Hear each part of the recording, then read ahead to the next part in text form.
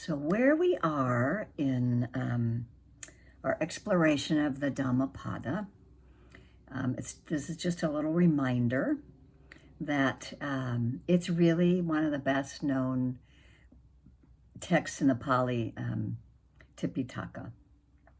And so it actually lives in a work that's called the Khaddaka Nikaya, a minor collection in the Sutta Pitaka. But its popularity got it way above this little single niche that it occupies, so that it is sort of like a world classic. And it was composed in Pali, and it's a little anthology of verses. And it constitutes a really perfect little compendium of the Buddhist teachings in the Pali Canon, because it has all these essential principles that are elaborated at length in the 40-odd volumes of the Pali Canon. And so it's simple and unsophisticated, and to some people it's sort of like a sympathetic counselor in a way, like the way I used to go through the I Ching, something like that. You can open it up anywhere and read something. It's clear and direct, so people that are more intellectual and sometimes feel sort of intellectually overburdened, it can inspire humility and reflection for the earnest person. It's source of inspiration and practical instructions, and it's really sort of been crystallized into importance in enough ways that it's been translated into several different languages, and people keep retranslating it to have it seem more modern, as you know from some of my readings. Some of them are old versions that are more Victorian age, and others are newer versions of like presently Gil Fronsdale's, and there are a few others. So I have, as you've seen me hold up several times, quite a few versions here, and there are a couple of free versions that are offered online that are available. So if you ever have enough desire to have it for yourself, but you don't want to go order a little copy from somewhere, if you just look up the Dhammapada, Dhammapada, you'll see at least there's one that I like that has the introduction from Bhikkhu Bodhi that I read out of, and there's the other kind of more modernish one that's called Dhammapada for contemplation. So we started with the mind, which is the first section of verses. We sort of we started with pairs, which is the first section. And then we kind of skipped over to the mind. And so today I'm going to go back a little bit to the second section, which is called Heedfulness.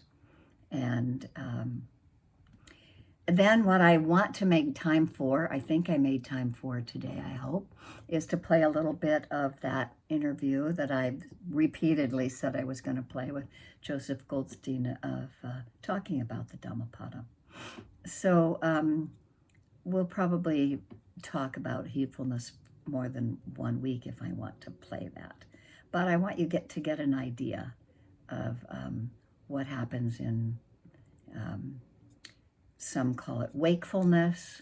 Let me see, I have to go to the table of contents to find the one. Here we go. So this is a few verses. It's chapter 2, and let me see how many verses it actually is.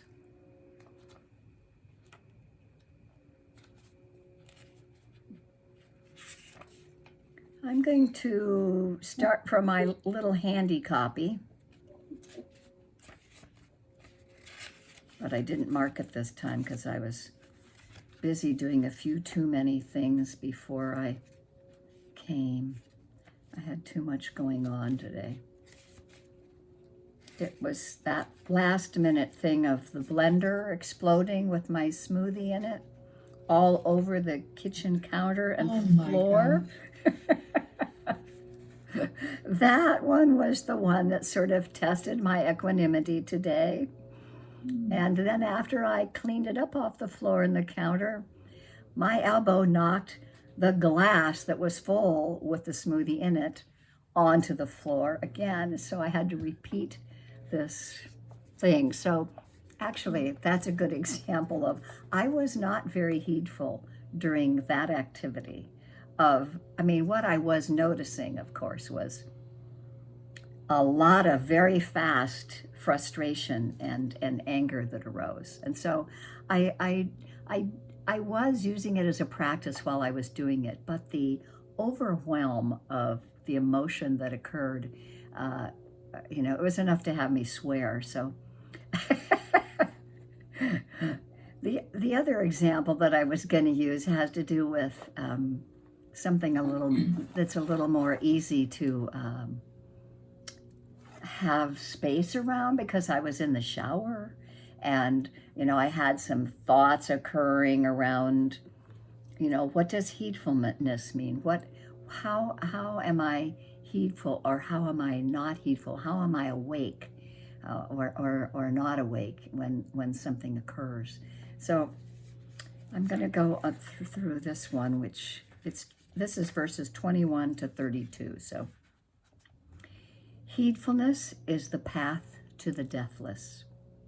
Heedlessness is the path to death. Heedful die not.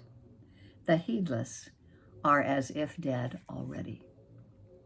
Clearly understanding this excellence of heedfulness, the wise exult therein and enjoy the result of the noble ones.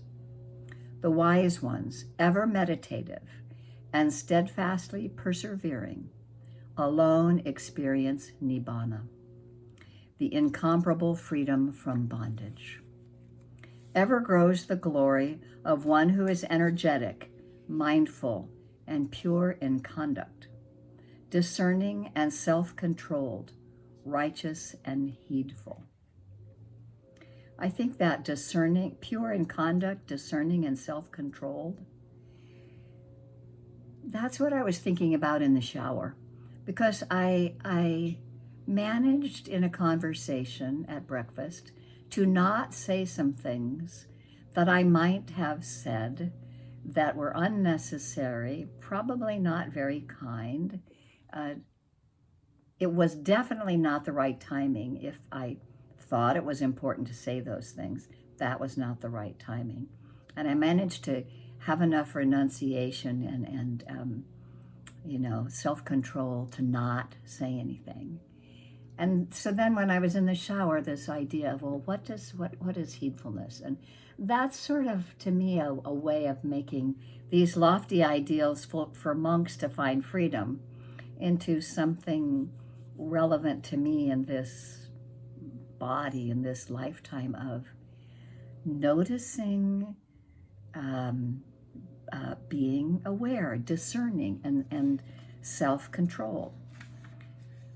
By effort and heedfulness, discipline and self-mastery, let the wise one make for oneself an island which no flood can overwhelm.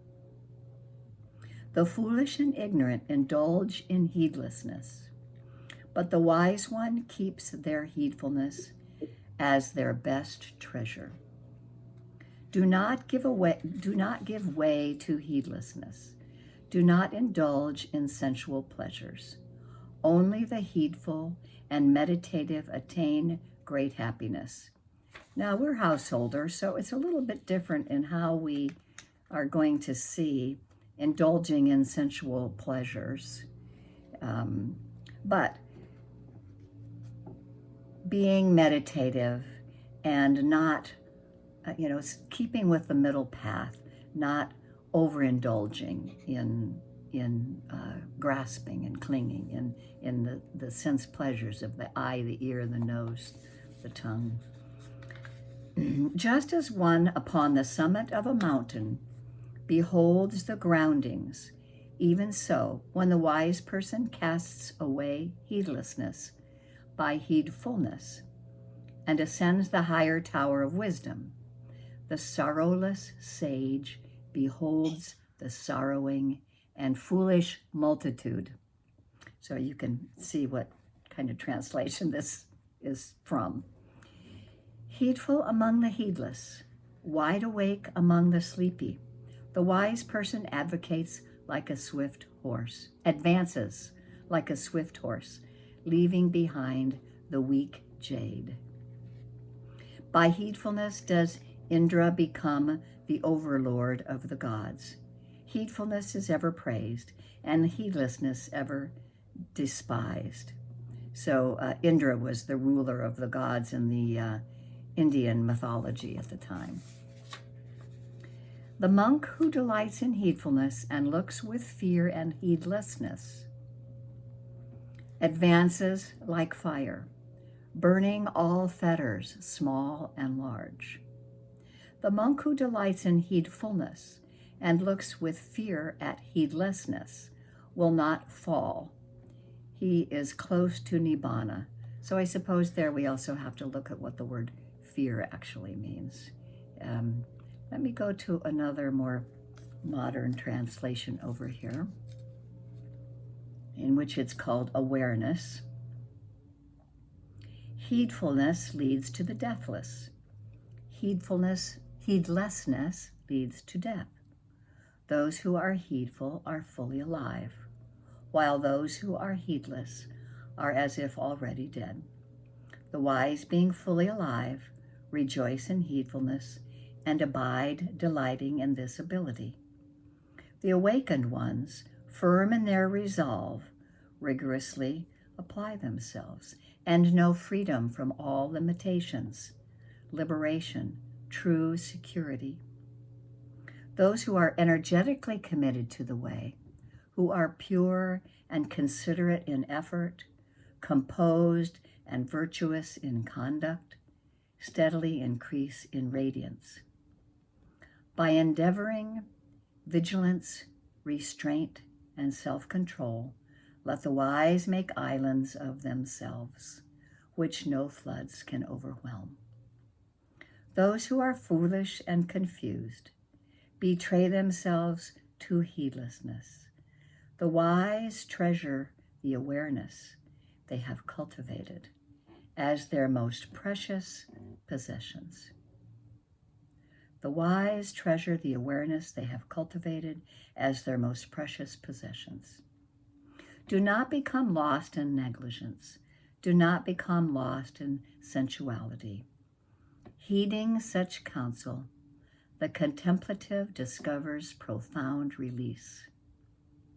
Those awakened ones who have tasted freedom from all distraction by cultivating awareness view all who are suffering with compassionate perspective, as one on a mountaintop is able to view the plains. Aware among those who are heedless, awake among those who sleep, the wise go forward like strong young horses, leaving the exhausted behind. By the way of diligent awareness, the god Magga won his realm. Diligence is ever rewarded. Negligence is ever scorned. The renunciate who delights in vigilance and shuns heedlessness advances like a grass fire, consuming obstructions great and small. The renunciate who delights in vigilance and shuns heedlessness is protected from regression, such a one approaches liberation. So here that idea of fear got translated as something else. I lost where we were. Let's see, the fear part. I think it's that translation is like the way they talk about how you're supposed to fear God. I'm not sure that fear meant really fear. It has more like, being aware of, acknowledge. So there's one more. Let me try see what this one's like. Maybe reservation. Yeah, that's a good way to put it. Wakefulness is the way to life. The fool sleeps as if they were already dead, but the master is awake and lives forever. He watches, he is clear. How happy he is, for he sees that wakefulness is life. How happy he is, following the path of the awakened. With great perseverance, he meditates, seeking freedom and happiness.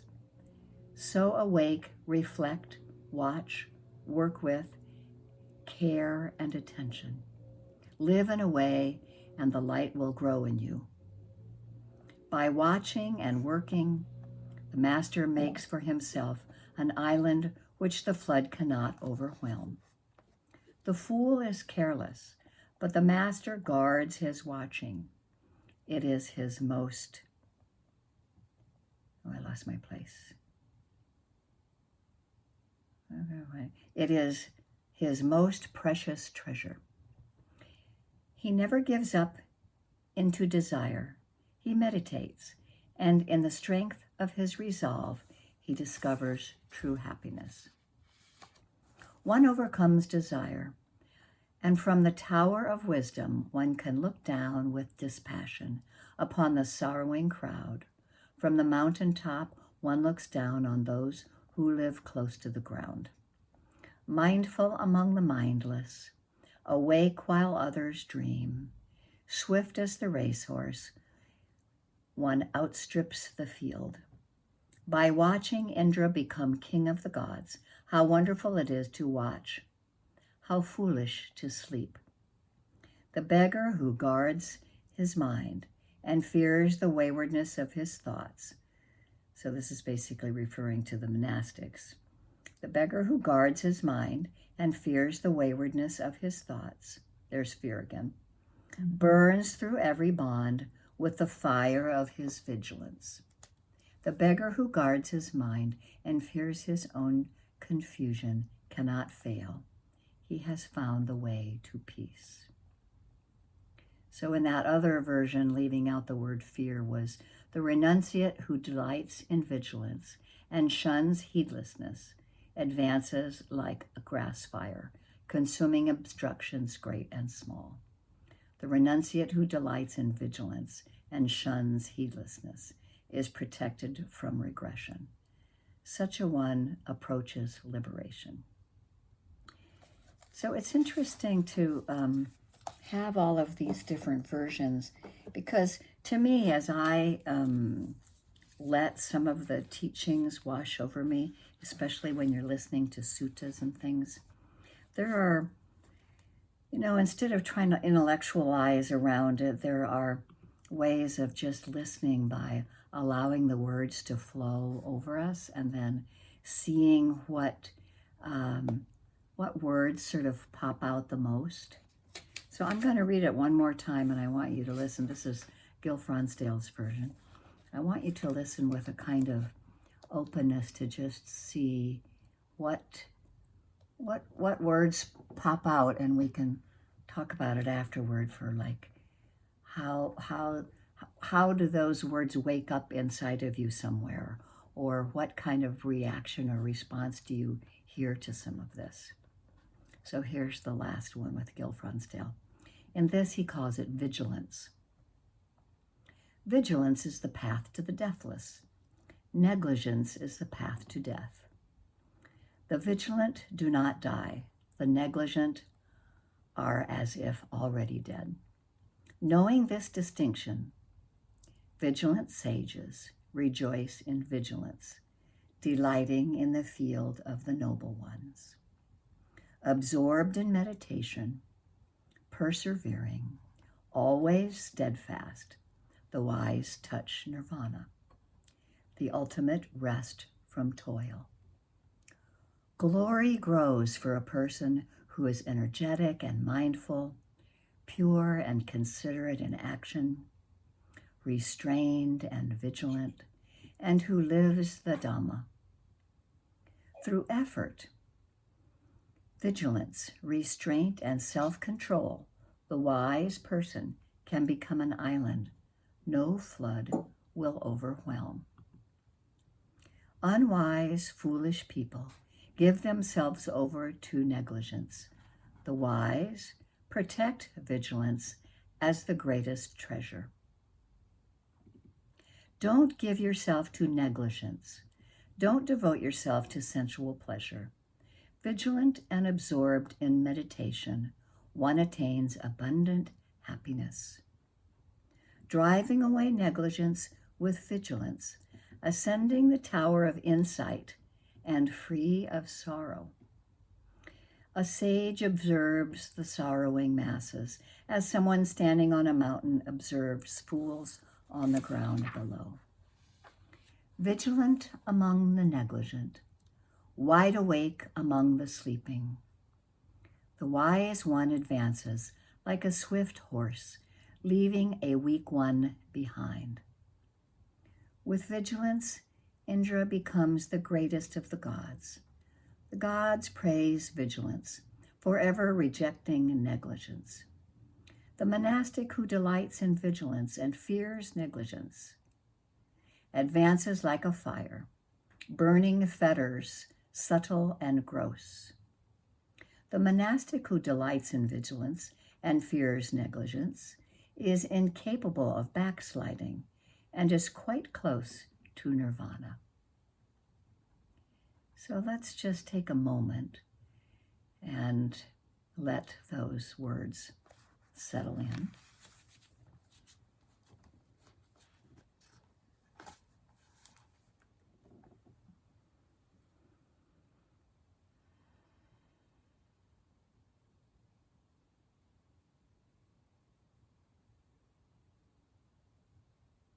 And then without a lot of conversation, but just popcorn,